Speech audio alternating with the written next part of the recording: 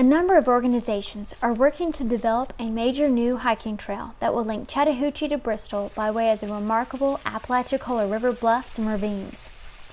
This region includes some of the most remarkable views in Florida, along with such rare trees and plants as the Florida Torreya and the Florida Yew.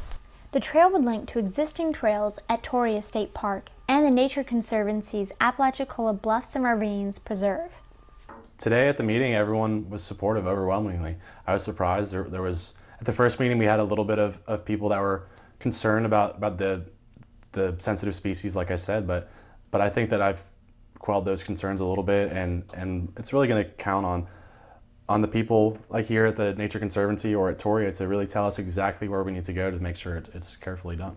The Appalachian Regional Planning Council and Chattahoochee Main Street hosted a public hearing on the proposed trail on May 22nd.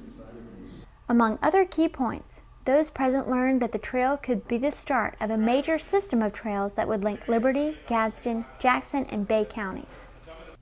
Florida State students looked at 4 potential options. One of them went above into the north through Jackson County and through Three Rivers State Park and Jackson Blue Spring in that area. Overwhelmingly, the trail that had the most points from their study was Jackson County. So from that, the Forest Service is going to look at that. The Forest Service runs the Florida National Scenic Trail and controls its operations. Well, Jackson County was brought up in the discussion as an alternative once the C2B trail was completed.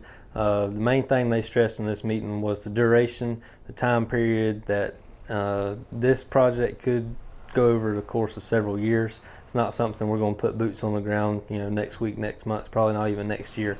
So being patient is going to be the key with this project, keeping it fresh on the minds of people at the state level as well as the local communities, having support from each individual local government as well as the citizens that it will directly impact will be critical.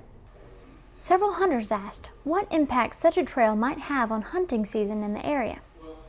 They were told that any impact would be minimal because most hikers avoid the trails during hunting season or make sure to wear bright orange so they can be seen.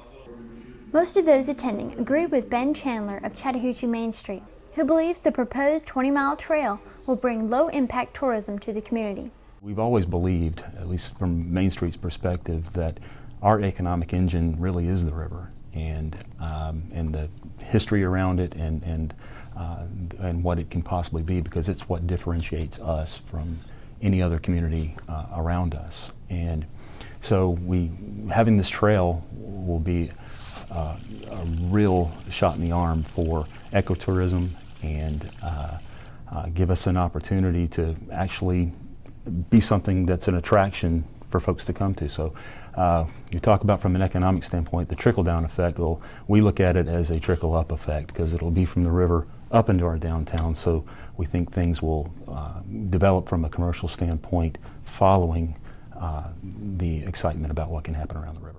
He feels that type of tourism will generate a good economic impact without damaging the pristine natural resources of the upper Apalachicola River or the peaceful charm of communities along the route. I'm Rachel Conrad for 2AG TV.